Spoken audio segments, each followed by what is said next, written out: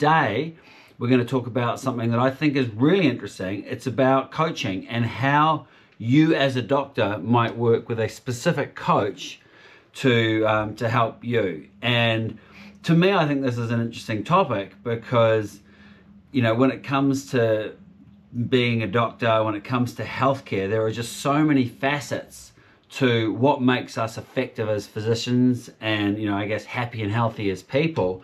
And so I think it's a great opportunity to talk about, you know, how you might work with a coach. And so today I'm here with Dr. Jo Braid, who is both a practicing doctor and a certified coach.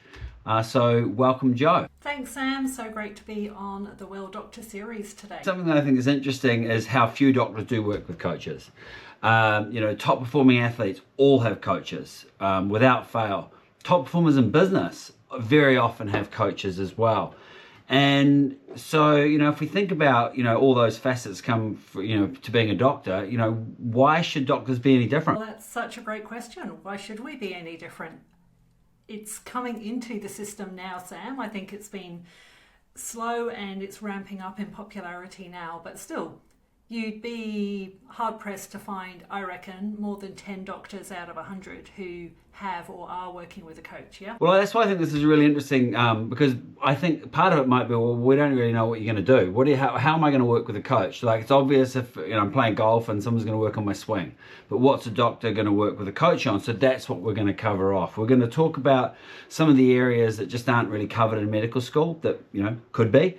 We're going to talk about how to identify unhelpful mindset patterns, because that's really often where a coach can help, and how to change those mindset patterns. And we're going to take people through how they might go through a coaching session to actually change some things to be more effective. And so to the listeners, this is an episode that can be active on your part. So I'd encourage you to, as we go through, as Jo asks her questions, feel free to pause the audio and actually go through this yourself. Complete the questions, practice it, and you know, potentially, you know, this is a way to, you know, dip your toe in to coaching without actually having a coach yet. But firstly, Jo, how did you get into coaching? I actually had a performance coach for my specialist exams that I sat in 2007. So I'm a rehabilitation medicine physician. And I didn't have a medic who was a coach as my coach then, somebody in healthcare but outside of medicine. And it was such a great investment for me to have. So I was there really growing my belief that I was showing up as a consultant, because that's what the examiners are looking for in your final exams or your specialist exams. So, I nailed my exams. I went through them just fine, and I can't help but think that also that mindset approach, as well as all that content and knowledge that you need, was the real key for me to have that success at my exams then. So that was 2007. Had coaching for a few years and then had kids and sort of paused the coaching for a bit. And then I came back to coaching in 2020, and I found like this massive cohort of physician coaches in the US and got on a group coaching program there. And then the coaches who were also doctors were like, Jo, this is going to be such an insight to your brain. And I work with people with traumatic brain injury, so I know a few things about the brain. They were like, you could invest in coach training yourself and you would know yourself better than you've ever known yourself. And you can take it on to be a coach if you want, but even investing in the training. So I trained with Brooke Castillo at the Life Coach School in 2021. Absolutely loved that training. There's over 200, maybe 300 doctors who have gone through that specific training.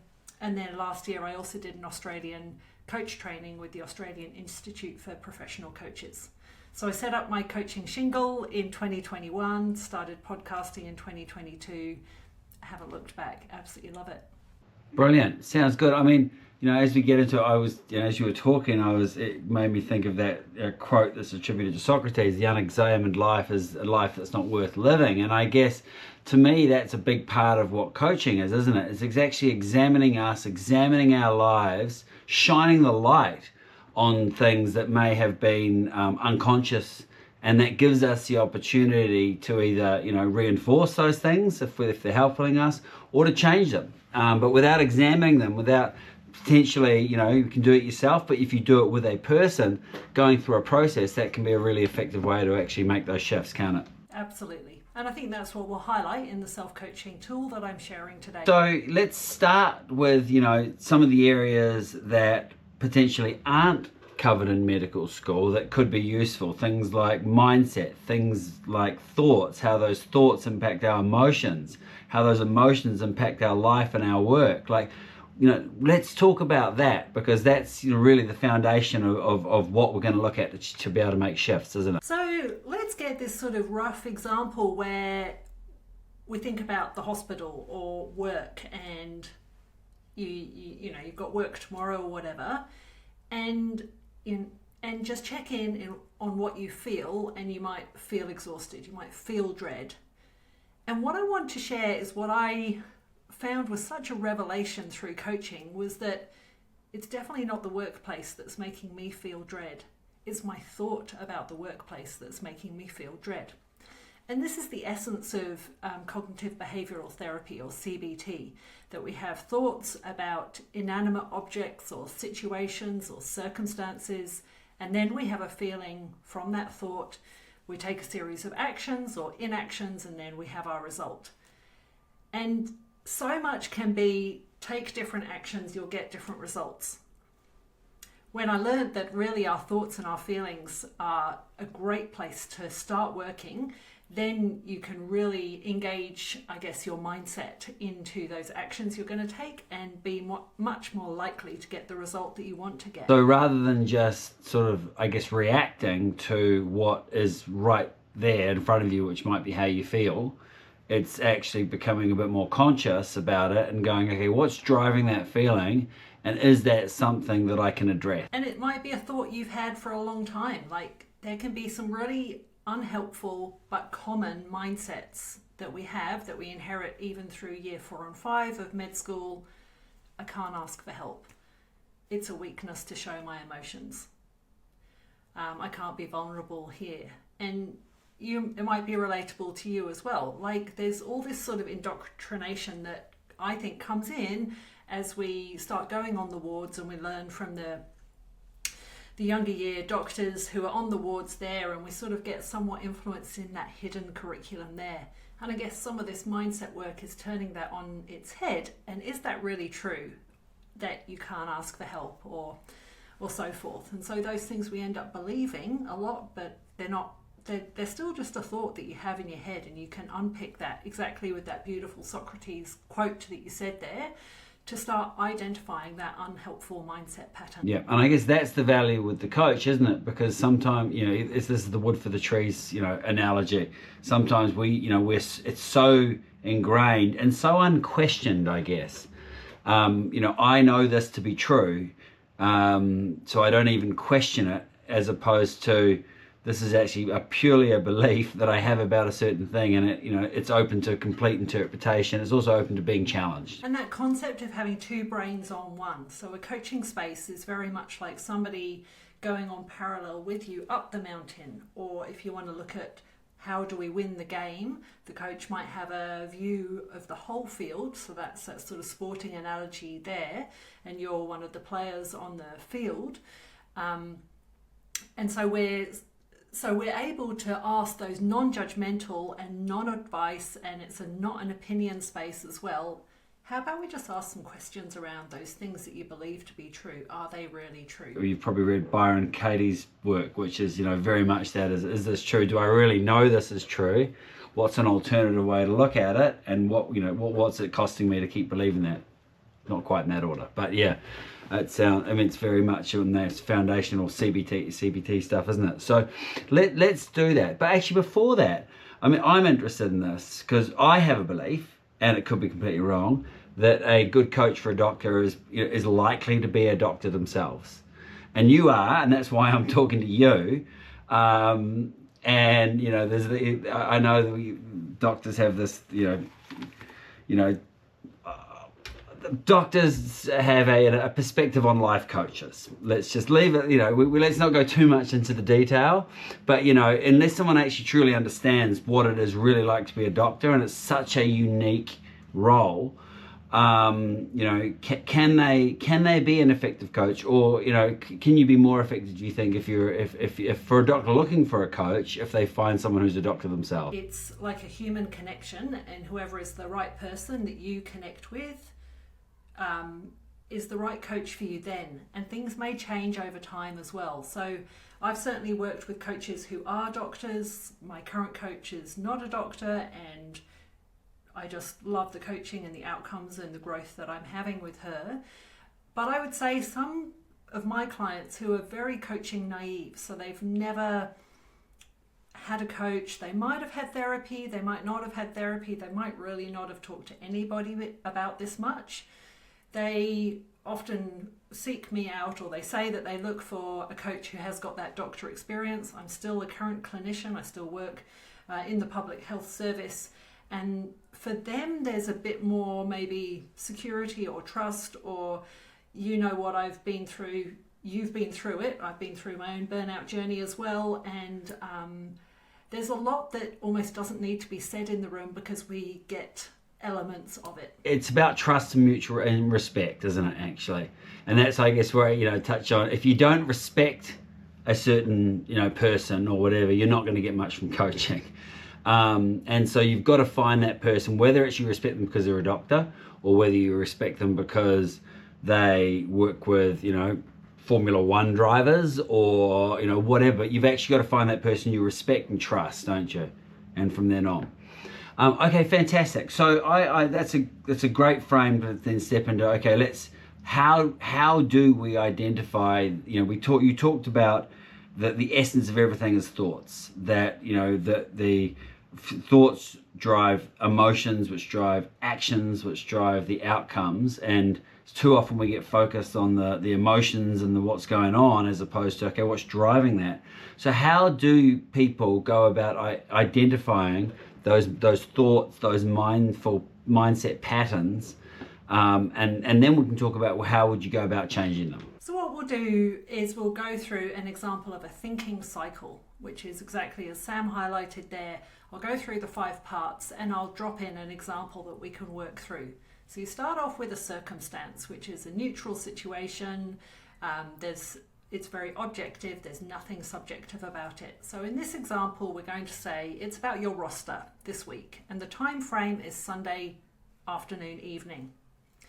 And then we're going to look at your thought that you have when you look at what your roster is. So you look at your roster and you have a thought about that. And what might come up? I don't have any evenings off. Okay? So then we look at the feeling or the emotion that you feel from that one sentence in your mind. So one feeling comes up, and it's quite commonly dread on a Sunday night. You've looked at the week ahead, I don't have any evenings off, is your thought about your roster, and you feel dread. Then what happens? We're looking at the actions, the inactions, or the behaviors that you take from those thoughts and feelings. Things like unhealthy coping strategies. So I do see this in clients a bit. Having a drink, scrolling, going to bed late, avoid talking about it, avoid trying to get a shift swap, ruminating about how awful it will be, and you don't really think about what you could do in the evenings. That's lots of different behaviours there. And what's the outcome? I ruined my one evening off this week. It's funny, I can tell you, it's a silly side story that I relate to. I don't enjoy cutting my fingernail. Okay, where's this going, Sam? Well, no. So the circumstance is cutting my fingernails. That's the fact. The thought, or the story I create about it is, I just can't be bothered. And then so I feel, and I think about it, I feel this dread, and this is going to be, and I put it off as my action or inaction. And then eventually I cut my fingernails, and it takes I've timed it, 1.5 minutes. And so, that's a very silly example of a little thing that you can go through, but it all starts with, you've got the story, the circumstance, which is a fact, and then it's the story we create. It's the thoughts we create about it that can drive us down. I waste more time thinking about cutting them until I identified this actually. Now, as soon as the moment I think about it, I go and do it. But I wasted hours thinking about it, and so I can relate to that. This one thought, which has driven all these emotions and things, stealing a whole lot of time, and just being a complete, poor use of resources. That's it, yeah, very much. That procrastination that you noticed there, and the rumination that you mentioned as well, and it doesn't get done, and the cognitive load that you were still sort of having around it as well. It can happen in so many different spheres of our life, but I thought this might be a common kind of idea or scenario for your audience. Absolutely. No one is giving me any sympathy for my little personal struggle with cutting my fingernails, but I shared it just because I thought it's a silly example actually of that same sort of process. As you went through it, I identified it. So what do we do? How do we go about actually identifying the thought? I guess maybe that's the starting point, but what do we do so that we can get to that preceding thought before the emotions kick in, so that we can actually shift that cycle to be in our favor? So that's the space to really practice in. It's you've looked at your roster and then you feel the dread. And why do you feel the dread? So really asking yourself, or sort of getting curious about why that is coming up this week. I just say, why am I feeling dread about my roster this week? Why am I feeling a different emotion to the roster I had a fortnight ago? And just trying to get clear on that sentence that you notice going through your mind, or noticing that sentence going through your mind. That's what a thought is. It's like a series of clouds sort of going through your mind, a bit like what you might notice if you're meditating or driving, and you just have that sort of stream of consciousness coming through. Just try and look for one sentence that's happening and creating that feeling. We could come up with a whole lot of stuff. I guess we are masters of creating stories about situations. Is there any sort of trick or technique to really honing in on, or knowing that you've identified the thought that is the cause of the issue? Really, the thought would tie in with the feeling very well. So even if you work with those sort of two lines, that would support you with that, because it's a bit of practice going through the whole 5 stages of the thinking cycle. So that's why I just sort of go, keep that circumstance clear, and then what do I notice myself thinking about it? Because you could have a different feeling, like, of course, if you felt relief, that would not necessarily come from, I haven't got any free evenings this week. You can see that things will be incongruous if you're not finding the right thought. And it just lands pretty well, and you sort of go, yep, that matches. That I can see that those two go together. But it is practice, because most of us look at behaviours and results first of all, rather than the thought and the feeling. So people have gone through that. Why am I feeling X, about this situation? They've honed in on a thought, and so what do they then do? Here you have your choice of if you want to continue to think about your roster in the same way, and sort of you've observed all of those evening activities that you do, or the avoiding the week starting and that sort of loss of an evening. The outcome I said before was you ruin your one evening off this week. So we call this the unintentional thinking cycle, the one that just sort of plays out without that awareness around it. So now you're asking these questions, how can I grow my awareness around what I'm thinking about this? So I would say, could you imagine thinking a different way around the same scenario? So we've kept the circumstance the same. It's Sunday evening. You're looking at your roster for the week ahead. Okay. A different way of thinking about it. And this needs to be somewhat believable to you, because if we don't have something believable, it's not really going to land. My suggestion is, I'm going to make the most of this evening. Remember the roster ahead. You're on evening shifts all week, okay? So your thought is, I'm going to make the most of this evening, seeing what's coming. And you might actually feel happy, or you might feel calm, or you might feel settled. That it's a very individual thing, but you probably don't feel dread if you're saying, I'm going to make the most of this evening. And then you get creative about what you might do as your actions. So things like Do all the things you love to do in the evenings. Don't spend the night thinking about your week ahead. Manage your mind around this. Stay present in the moment, and don't forecast the doom and gloom. So I would invite your listeners to think about what they cherish doing in an evening, whether that is something social or watching something or connecting with somebody, and the outcome being they are more likely to give themselves the opportunity to enjoy the evening and set themselves up for a better week. Is there any part of, I mentioned, we hadn't pre-talked about this, Byron Katie's work, where, you look at the thought, and is there any part where you need to dismantle the thought that you do have? Like, the question, is it true? Is it really true? What's it costing me?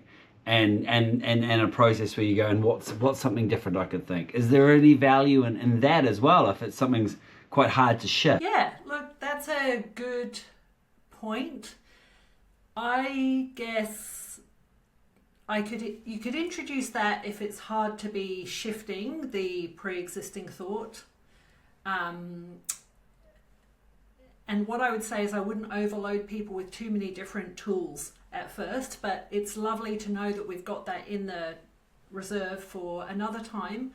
I would also invite clients to learn about thought ladders, but that is another thing of sort of what's believable rather than completely unbelievable, like I'm going to have a great week ahead working evenings. That just might not be believable at all, but you might want to be able to believe that in the future.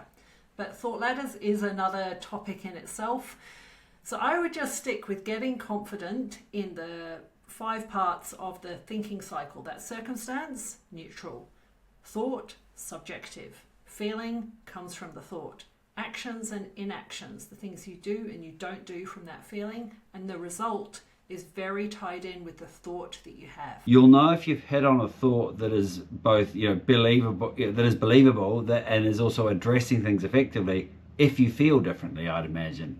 Is that kind of the litmus test of whether you've picked a constructive thought? So that's a great segue of sort of growing your self-awareness. That's one of the first places I start with clients, and growing that awareness of where that different emotion is in your body. Because for sure, dread and happy don't really sit in the same part of our bodies. And that's what an emotion is. It's like energy in motion, or a quick automatic response to a trigger.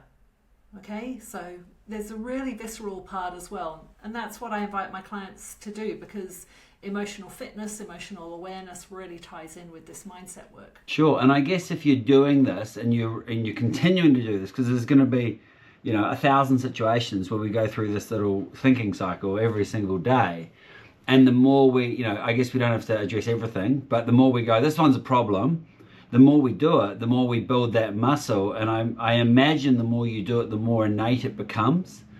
Would that be correct? Yeah, so you could choose to journal around this, or you could just say brain dump or thought dump, and just write down that stream of consciousness that you're noticing, and then go, oh, where are the thoughts in like these 6 or 10 lines that I've written down here? And then you get better at picking them out. And I keep thinking that thought about work or about that person. And then you can go, oh yeah, that's the one that I want to work on. I love that. I think to your point as well, we could overload with all sorts of different tools, but staying focused on one is really, really useful. And I think, the beauty of this is it's so simple. Is I'm not feeling good about something. What's the step before? Therefore, what is the thought about the circumstance that is driving that? What's a more constructive thought I could have? And then, my test is, am I feeling differently and therefore acting differently and getting different results? And I think constraint is great for medics, because we are a bunch of ambitious people. Not all type A, but there is a whole lot of type A that runs through most of us. And just constraining and just working on one thing for a little while and getting really confident with that rather than adding more in is also just compassionate and just a nice way to get going in maybe some new tools for you. Well, you don't get results from learning a tool. You get the results from practicing it, don't you? And so that's right. If you try and just learn all the frameworks, I've been through periods where I was like, read a book a week. And while that was sort of interesting, I didn't actually master a lot. Then I shifted to, I'm going to master a book a quarter. And I got so much more out of focusing down, like being more discerning in what I read, and then actually going deeper and mastering the tools rather than just, throw everything at it and see what happens.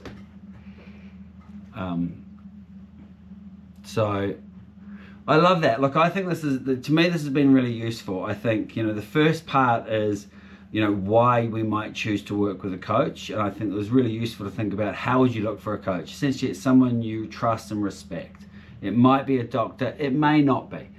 And, finding that person and that you can kind of gel with, and then utilizing that, that relationship as a way to, get outside the forest, see the wood for the trees, have someone ask those questions so that you can identify these areas. And a tool, I love the way we went through, the circumstance is essentially the fact, the thoughts we have about it are the story we make up, which drive emotions, which drive actions, which drive results. Looking at a situation, if we're not feeling great about it, which is the sort of the test, is okay, great. What can I, what am I thinking that's driving that? What's a different thought? And then testing that with the different emotions, actions, and results. It's really simple yet powerful tool. And to me, the beauty of it is the more someone can do that, the more they can practice that through their day, through their week, time after time after time, they're going to master and become a master of that intentional thinking cycle, aren't they? Yeah. I really enjoyed this conversation. Is there anything you'd like to leave people with? Anything that they can do through their day? Anything that they can use beyond what we've talked about to support them? There's a whole slew of lots of different things out there, and sometimes that's where the overwhelm can come from. If I was going to give one recommendation from here, it's something I'm not affiliated with, but it's growing your self-awareness around your feelings that you notice. And it's a free app called How We Feel. I'm sure you can put a link in the show notes. It's developed by Mark Brackett, who's written a great book called Permission to Feel, a real expert around this area. And it's really colourful, so it's quite inviting to use. And through using that, you will grow your, what we say, emotional granularity. That's your vocab of emotions. And we know there's science behind that, linked to your well-being. So that's what I'd like to leave your listeners with as a free tool in their hand that they can use whenever they'd like to check in. Might be a bit confronting for doctors to be thinking about emotions throughout the day so much, but regardless of whether we're acknowledging them or not, they are driving us, aren't they? They sure are. We all have them, even if we're somewhat seen to be hugely productive, not robots, but emotionless people. Sometimes in this world, it's a very emotional area that we work in, for sure, and knowing and allowing that we have emotions can make us so much better doctors within our team, and also patient facing as well. Brilliant. I think that's a brilliant way to finish this. Thank you, Jo. I've really enjoyed our conversation, and I'm sure the listeners have found it useful. Hopefully they've been pausing as they go, or it's such a simple tool though, they've kind of got it now and they can actually go away and use it themselves.